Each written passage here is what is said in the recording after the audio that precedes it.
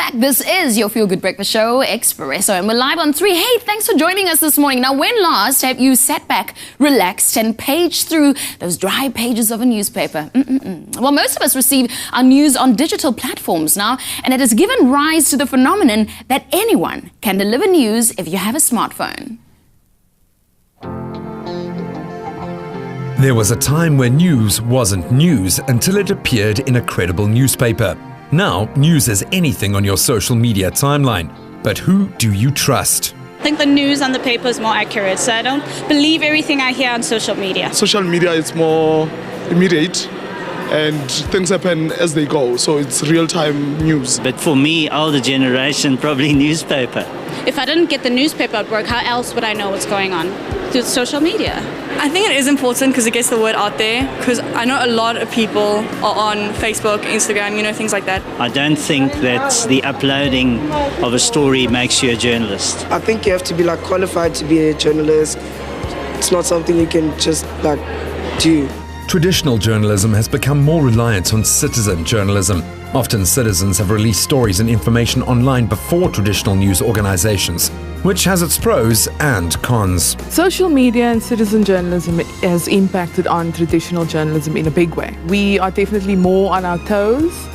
We have to pay attention to various things, various platforms, because the citizens are the ones telling us those stories now. But we definitely need both to tell a complete story.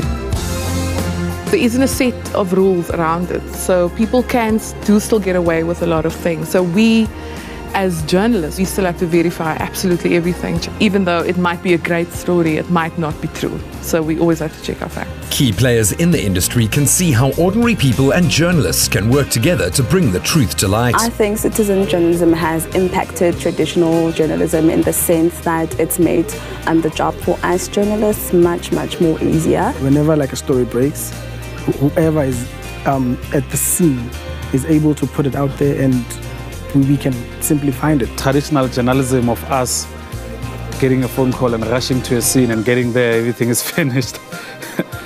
It can't work anymore. If you don't check these things, these stories can blow up in your face. So we have to use all our checklists as journalists. I think in the public's mind, you won't trust Joe Soap, you'll trust a newspaper because you know that newspaper has been a consistent, reliable source of news for many years. News organizations have to consider the new generation that relies heavily on their mobile devices. So even though the world is becoming a lot more technologically advanced and everybody's got a cell phone, I think there's still people out there who want to hold a newspaper in their hands and read the newspaper and look at it in a traditional way. We have adapted.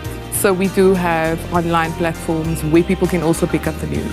Although citizen journalism has its place in our high-tech world, it's questionable if it will ever be as credible as traditional news sources. But whether you're a page-turner or a phone swiper, the important thing is to stay informed of the world around you. It's my Feel Good Breakfast Show.